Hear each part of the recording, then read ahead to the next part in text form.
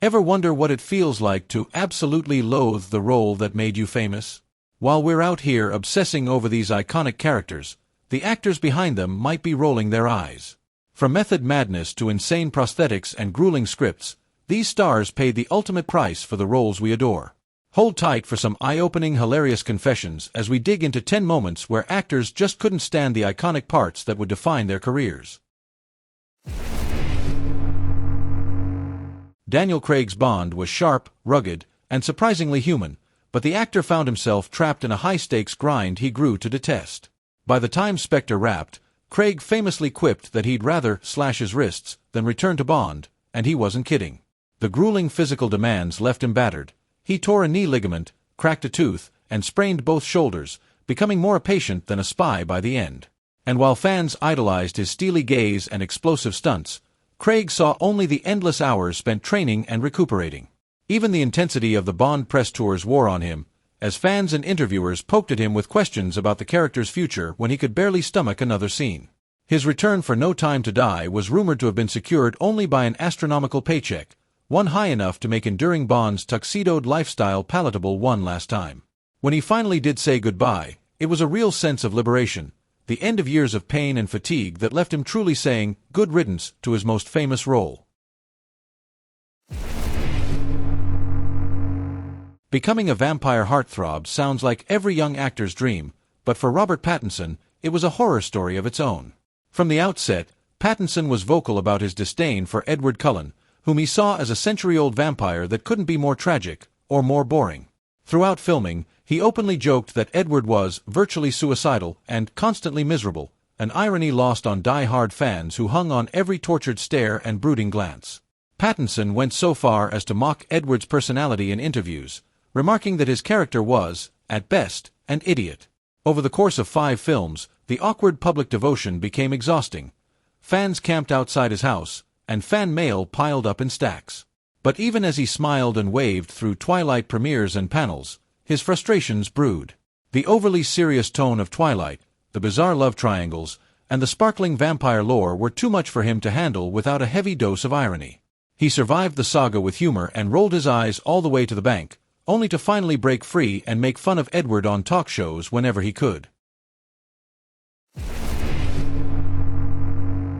Harrison Ford's portrayal of Han Solo was magnetic, a reluctant hero, a smuggler's ace, and the perfect counterbalance to the film's earnestness. However, Ford himself was less charmed by Han's cavalier attitude and his role as an intergalactic rogue.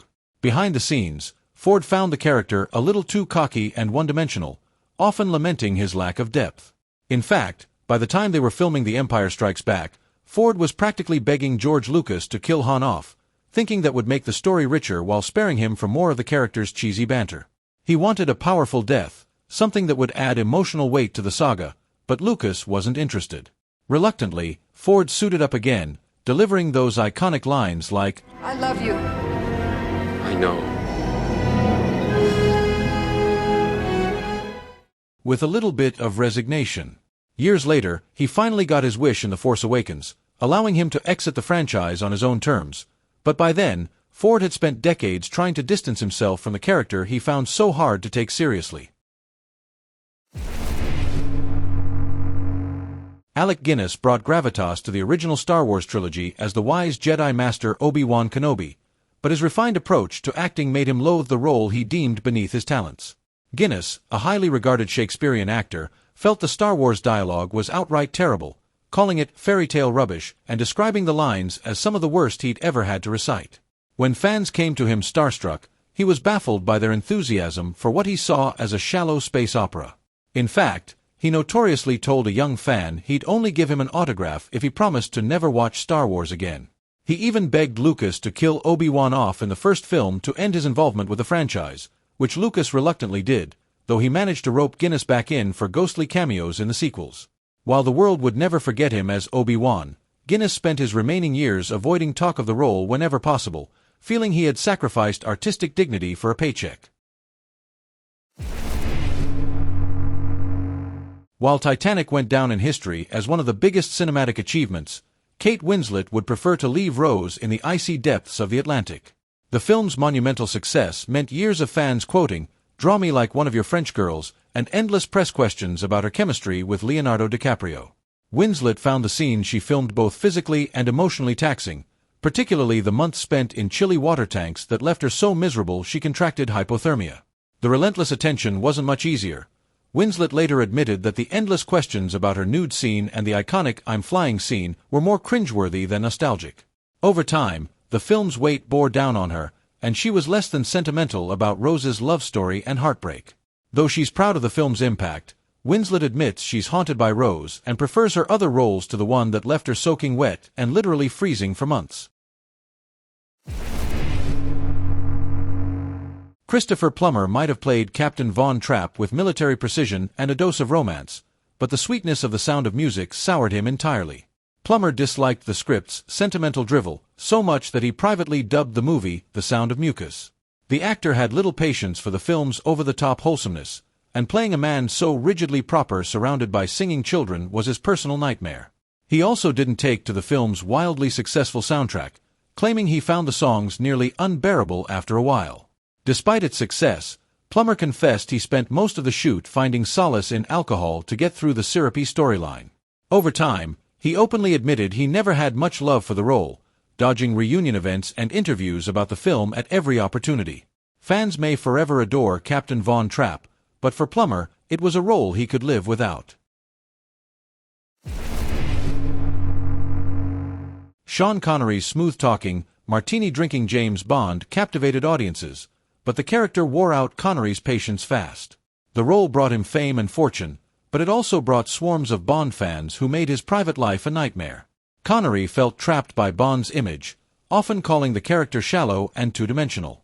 As the Bond craze hit its peak, the actor found himself increasingly disenchanted with the role, publicly criticizing the franchise's lack of substance and Bond's juvenile qualities.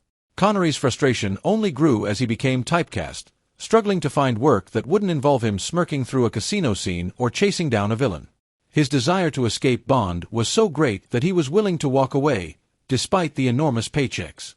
Though he'd go on to reluctantly reprise the role a few times, Connery admitted he was happy to leave Bond behind for good, expressing more disdain than nostalgia for the super spy. Marlon Brando's portrayal of Colonel Kurtz is haunting and unforgettable, but Brando himself was barely invested in it. He arrived on the set of Apocalypse Now, having skipped the script and even avoided reading the novel Heart of Darkness, from which the story was adapted. Coppola was so frustrated with Brando's lack of preparation that he almost gave up. Brando's weight gain had already made him unsuitable for the part, which required a fierce and imposing figure, so he improvised lines and kept to the shadows, sparing himself from much effort. To Coppola's horror, Brando rewrote much of his dialogue and turned Kurtz into a nearly incomprehensible character, leaving the director to salvage what he could. The scenes we see are more Brando's improvisational experiment than planned drama, and although it added to the character's mystique, Brando left the project with little regard for Kurtz or Apocalypse Now, preferring to forget the experience altogether. LaBeouf's Indiana Jones debut seemed like it could have been a dream, but he described it more like a nightmare. Playing Indy's son, Mutt Williams, LaBeouf hoped for an action-packed role but quickly felt crushed by the weight of the franchise. Reflecting on the film, LaBeouf called Kingdom of the Crystal Skull a massive failure, publicly criticizing its alien-centric plot and his own performance. He felt immense pressure to meet audience expectations while grappling with his own insecurities about the role. Even Harrison Ford joined in, hinting that he wasn't thrilled with the film either. In later interviews, LaBeouf admitted the entire experience made him crumble under the high-profile spotlight, and his disdain for Mutt Williams only grew as he watched the film's reception. He's unlikely to ever return to a fedora-wearing, whip-cracking role, though he learned the hard way what it's like to carry an iconic franchise on uneasy shoulders. Charlize Theron's Oscar-winning role as Aileen Wuornos in Monster showcased her incredible talent, but it took a dark toll on her psyche. For months, Theron underwent a drastic transformation, gaining weight, shaving her eyebrows, and wearing uncomfortable prosthetics. The preparation was brutal, and embodying such a tortured character left her feeling psychologically drained. The dark, violent storyline seeped into her mental state, and after filming, she confessed it took her weeks to detox from Aileen's rage and pain. While her performance is now legendary, Theron found it emotionally grueling and difficult to shake off.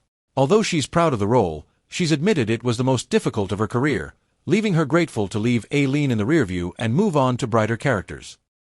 If you liked this video, don't forget to give it a thumbs up, hit that subscribe button, and let me know your thoughts in the comments below. See you in the next one.